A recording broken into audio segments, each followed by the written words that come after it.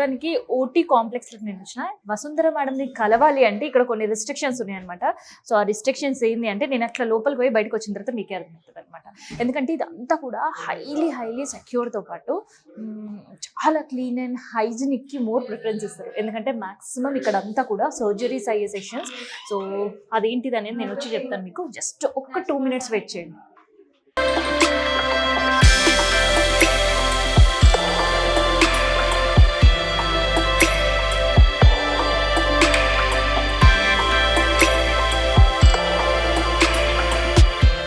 నాకు అస్సలకి ఈ వృత్తితో అసలు సంబంధమే లేదు, దాని గురించి అసలే తెలియదు. యాజ్ అ జర్నలిస్ట్గా మీకు పరిచయం మేడం. నాకు చాలా డౌట్స్ తోటి వచ్చినాయి అలా మీ దగ్గరికి. ఈ డౌట్స్ అన్ని ఎడికెళ్ళి తెచ్చినా అనుకోగలరు మీరు. అట్లా మాట్లాడుతుంటే అందరు ఒక్కొక్క డౌట్ రేజ్ చేసారు. ఇక నా డౌట్స్ కి క్లారిఫికేషన్ మీరే అనుకుని వచ్చిన. మరి మీరు విసుక్కోవద్దు, అస్సలు విసుక్కోను చెప్పండి. మళ్ళీ డాక్టర్ని ఇట్లా అంటుంది పిల్ల అని అసలే అనుకోవద్దు. అసలు అనుకోను చెప్పండి. అసలు ఏంటి రోబోటిక్ సర్జరీ అనేది ఈ మధ్య కాలంలో బాగా వింటున్నాం. అసలు రోబో సర్జరీ చేస్తే డాక్టర్స్ తో పనే లేదంట. లేదు, రోబో కంటే లైక్ అట్మోస్ట్ ఇంటెలిజెన్స్ యూస్ చేస్తాం కానీ రోబోస్ సర్జరీస్ చేస్తాయి. కానీ అల్టిమేట్గా రోబోస్ని కంట్రోల్ చేసేది అయితే మాత్రం డాక్టరే. సో ఆ డాక్టర్ ఎట్లా సర్జరీ చేస్తుంది, ఆ రోబో ఎట్లా ఉంటుంది, అసలు రోబో పేషెంట్కి ఎట్లా అటాచ్ చేస్తామా, రోబోట్ సిస్టమ్ అంటే ఏంటి, అవన్నీ మీకు డైరెక్ట్గా చూపిస్తాను. సో దట్ ఆ ఏదైతే బిలీఫ్ ఉందో ఆ రోబోనే చేసేస్తుంది, డాక్టర్కి ఏం సంబంధం లేదు, రోబో ఎట్లా సర్జరీ చేస్తుంది, అంత ఇంటెలిజెన్స్ ఎట్లా వస్తుంది అన్నది అన్నింటికీ నేను మీకు క్లారిఫై చేస్తాను. నేను మీకు క్లియర్గా సర్జరీ చేసి నేను మీకు చూపిస్తాను. Thank you madam. నాకు ఉండే డౌట్స్ అన్ని కూడా మిమ్మల్ని ఆడనే అడుగుతాను. నాకు తెలిసి మా వ్యూవర్స్ కూడా చాలా మందికి ఉన్నారు. థ్యాంక్ యూ మాకు ఫస్ట్ ఆఫ్ ఆల్ ఆపర్చునిటీ ఇచ్చినందుకు. థ్యాంక్ యూ చూపిస్తాను. మనం కూడా అసలు ఆపరేషన్ థియేటర్కి వెళ్ళిపోదాం.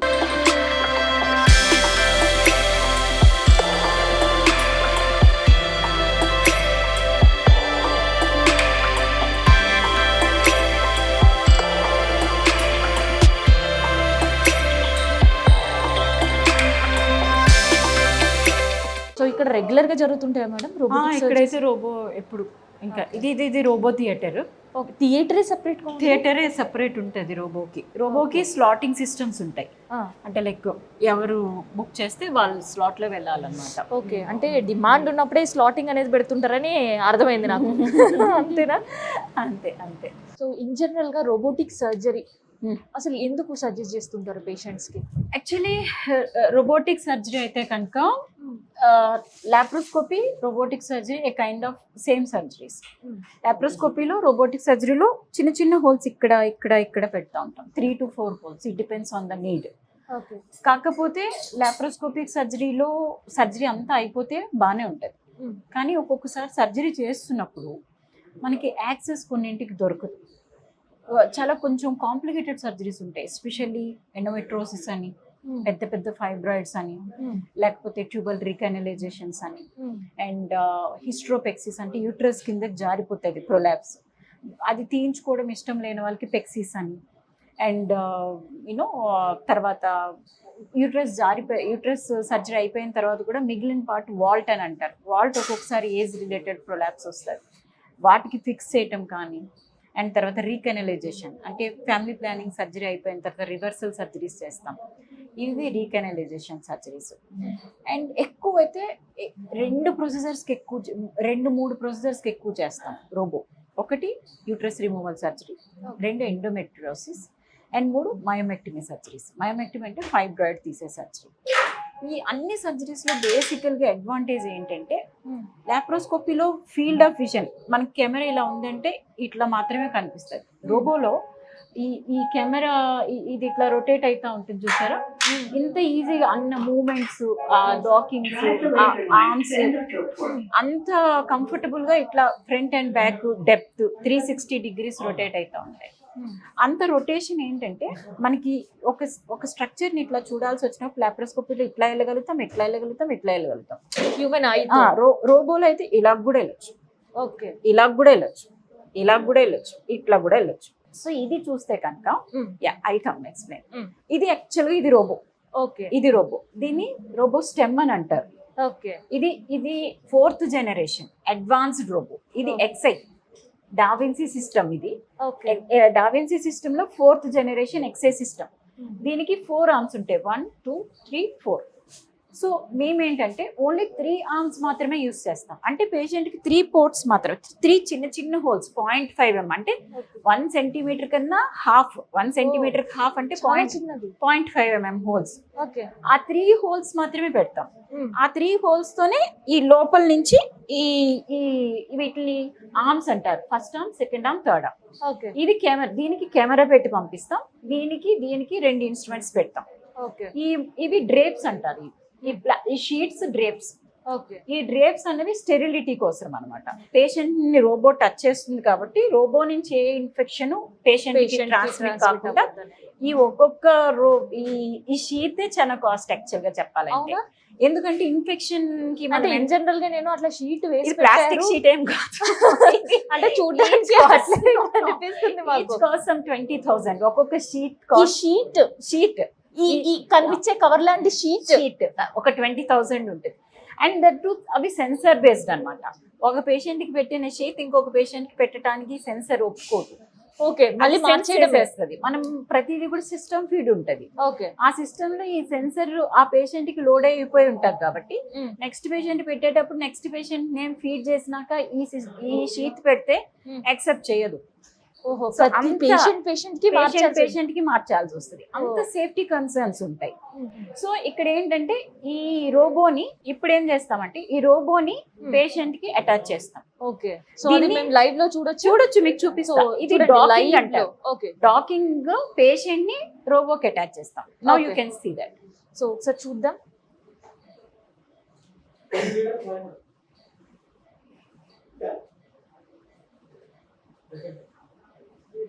సో ఒక్కసారి మనం రోబో అటాచ్ ప్రాసెస్ చెప్పారు కదా మేడం, చూద్దాం. ఇది ఆల్రెడీ పోర్ట్స్ అంటారు. ఇది పోర్ట్స్ ఆల్రెడీ వేసి పెట్టేస్తున్నారు డాక్టర్. సో ఆ పోర్ట్స్ కి ఈ సిస్టమ్ ని అటాచ్ చేస్తున్నారు. సో ఇదంతా కూడా pre organised and AI based system అన్నమాట. సో అంతా కూడా మనం పెట్టిన సిస్టమ్ మన ఎర్గనామిక్స్ అంటే పేషెంట్ కి పెట్టిన ఇది కెమెరా. ఈ ఫస్ట్ ఆర్మ్, మిడిల్ ఆర్మ్ నుంచి కెమెరా వెళ్తా ఉంటది. కెమెరా వెళ్ళిన తర్వాత ఆ పొజిషన్ కెమెరా కరెక్ట్ గా ఉందా లేదా అన్నది కూడా మనకు ఒక సిగ్నల్ ఇస్తుంది. Signal. Okay. Point the scope at the target anatomy. Yes. Then press and hold the targeting button. Yes, మనం పెట్టామా, కరెక్ట్ గా పెట్టామా, మనకి ఫీల్డ్ ఆఫ్ విజన్ కరెక్ట్ గా వస్తుందా లేదా, సర్జరీ చేయడానికి ఆ ఫీల్డ్ సరిపోతుందా లేదా అన్నది కూడా మనకి అది మనకి కరెక్ట్ గా చెప్తుంది అన్నమాట. ఓకే. ఇట్లా పేషెంట్ ని ఇట్లా లిథాటమీ పొజిషన్ అంటాం. ఈ పొజిషన్ ఇట్లా పడుకోబెట్టిన తర్వాత ఇది టక్కింగ్ చేసేస్తాం. ఈ ఆర్మ్ టక్కింగ్ చేసేస్తాం. ఈ ఆర్మ్ వాడం మనం 4th ఆర్మ్. ఇది ఎప్పుడు వాడతాము, చాలా కాంప్లెక్స్ సర్జరీ మనకి ఎక్కువ హ్యాండ్స్ కావాలి అన్నప్పుడు ఈ ఆర్మ్ కూడా Targeting వాడుకుంటాం. complete. ఓకే. మనకి యూజువల్ గా Got the remaining arm. మనకి ఎన్ని చిన్న హోల్స్ ఇస్తే అంత కంఫర్ట్ కదా పేషెంట్ కి. అవును. సో ఆ రకంగా మేము యూజువల్లీ 3 హోల్స్ పెడతాం అన్నమాట. ఓకే. ఒక చిన్న ఇంకా దానికన్నా చిన్నది అసిస్టెంట్ పోర్ట్ అని పెడతాం. పక్కన అసిస్టెంట్ డాక్టర్ ఉంటారు కదా, ఇక్కడ ఇంకొక గైనకాలజిస్ట్ హెల్ప్ చేస్తూ ఉంటారు. సో ఆమె ఇక్కడ నుంచి ఏదైనా హెల్ప్ చేయాలన్నా, సక్షన్ చేయాలన్నా కూడా వీళ్ళు చేసేస్తారు అనమాట. సో అక్కడ ఈ పేషెంట్ కి ఇక్కడ ఇంకొక ఆర్మ్ పెడుతున్నారు. అక్కడ ఇన్స్ట్రుమెంట్స్ అన్నమాట. ఇదొక ఇన్స్ట్రుమెంట్, అదొక ఇన్స్ట్రుమెంట్. ఇది కెమెరా, ఇది సిస్టమ్. ఈ ప్రాసెస్ ని డాకింగ్ అంటారు. ఓకే. సో ఇన్ జనరల్ గా రోబోట్ యూస్ చేయకుండా చేస్తే సర్జరీ ఎంత టైం పడుతుంది, అండ్ విత్ రోబోతో సర్జరీ? యాక్చువల్ గా సర్జరీ టైం అయితే రోబోలో 15 to 20 minutes పడుతుంది. అంతేనా? కానీ ఈ డాకింగ్ ప్రాసెస్, అన్డాకింగ్ ప్రాసెస్ ఇవి ఎక్కువ టైం పడతాయి. ఓకే. అంతేగాని సర్జరీ అయితే 15-20 minutes పడుతుంది. సర్జరీ ఎక్కడ చేస్తామనేది నేను సో చూపిస్తాను. ఇన్ జనరల్ గా రోబో యూస్ చేయకుండా సర్జరీ చేసినప్పుడు అది 45 to 1.5 hours, ఒక్కొక్కసారి 1 hour, 1.5 hours పడుతుంది. రోబో మనకి ఫాస్ట్నెస్ ఆఫ్ ద సర్జరీ కూడా చాలా ఈజీగా పెంచేస్తుంది. అంత ఫాస్ట్ గా చేయగలుగుతాం రోబో. ఇక్కడ ఏంటి మేడం, ఇది లేయింగ్ పొజిషన్ చూపిస్తుందా పేషెంట్? ఇది మనకి పేషెంట్ ది ఈ పొజిషన్ లో ఉన్నాడు పేషెంట్.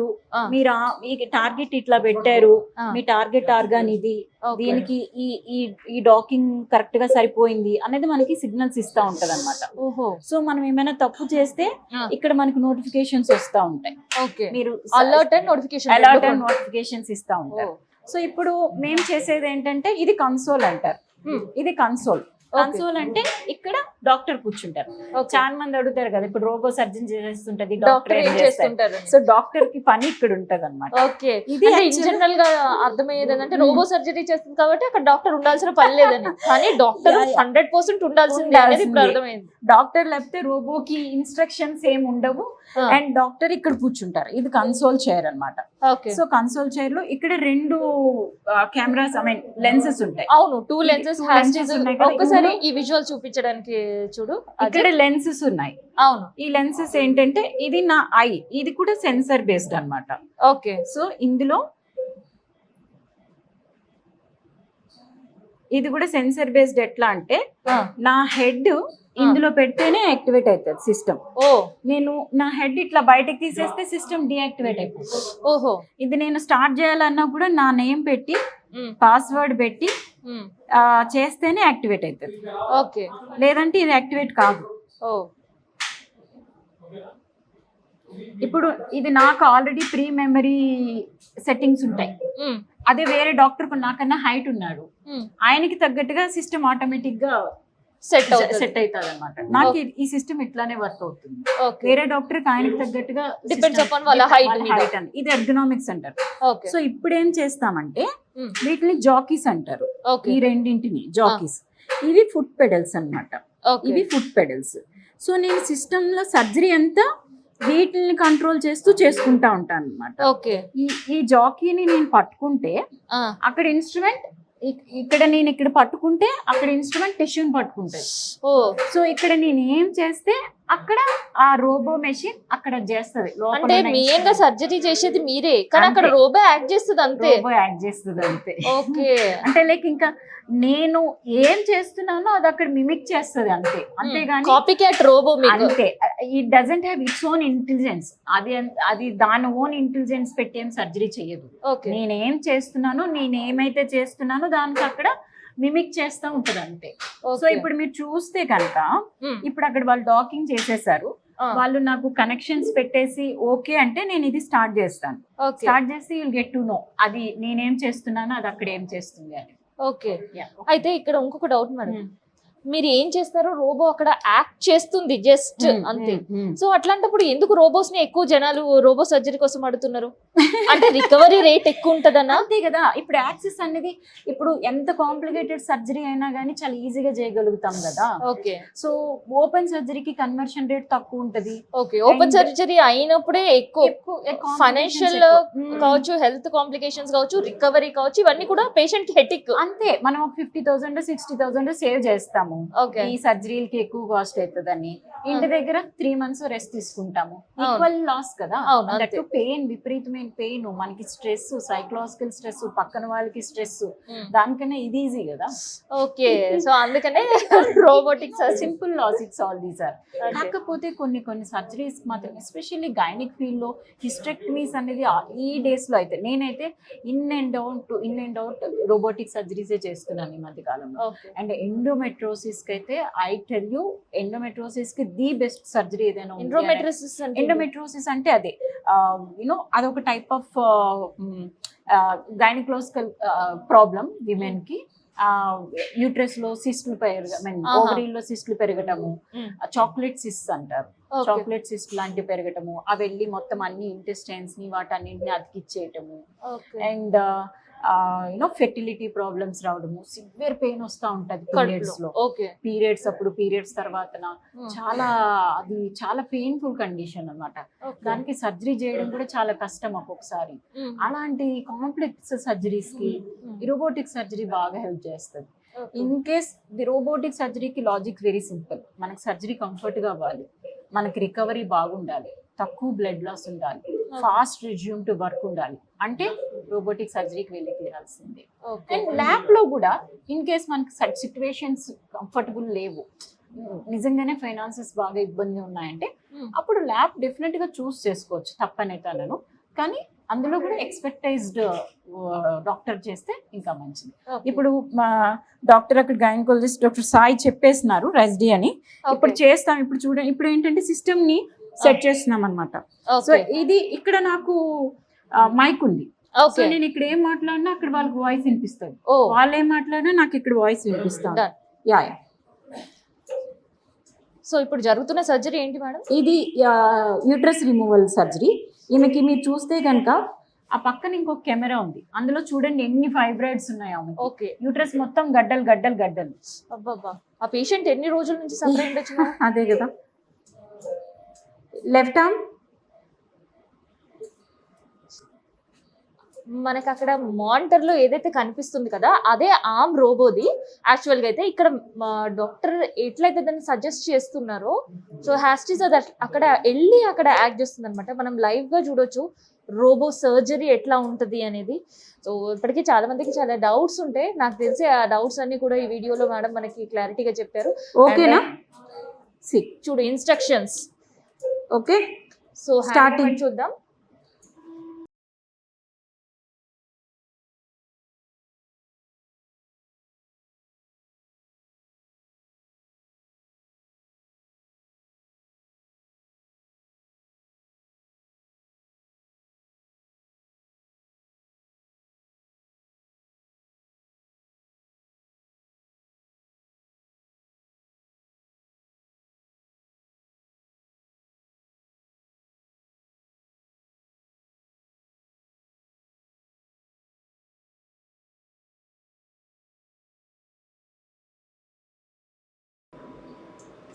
సాయి ఇట్లా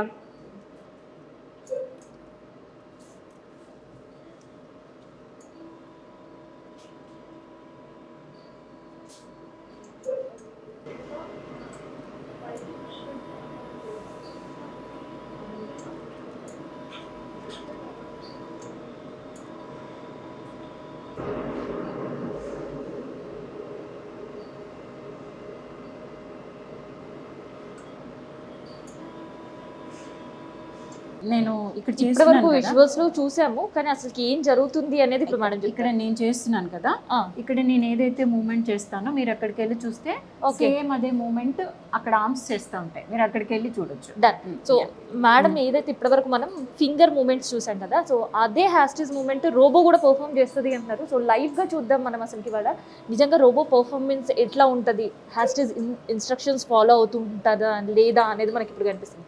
సో చూసిందాం కదా ఎగ్జాక్ట్ పేషెంట్ బాడీ పైన మనకి ఇందాక రోబో ఆర్మ్స్ గురించి ఎక్స్ప్లెయిన్ చేశారు డాక్టర్.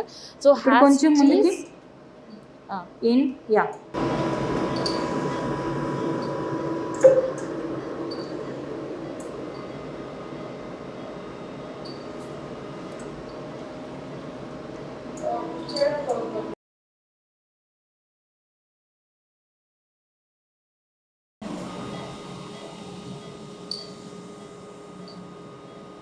సో అక్కడ రోబో మూమెంట్ చూసుకొని మనం వచ్చే లోపే కంప్లీట్ అయిపోయిందని చెప్తున్నారు మేడం.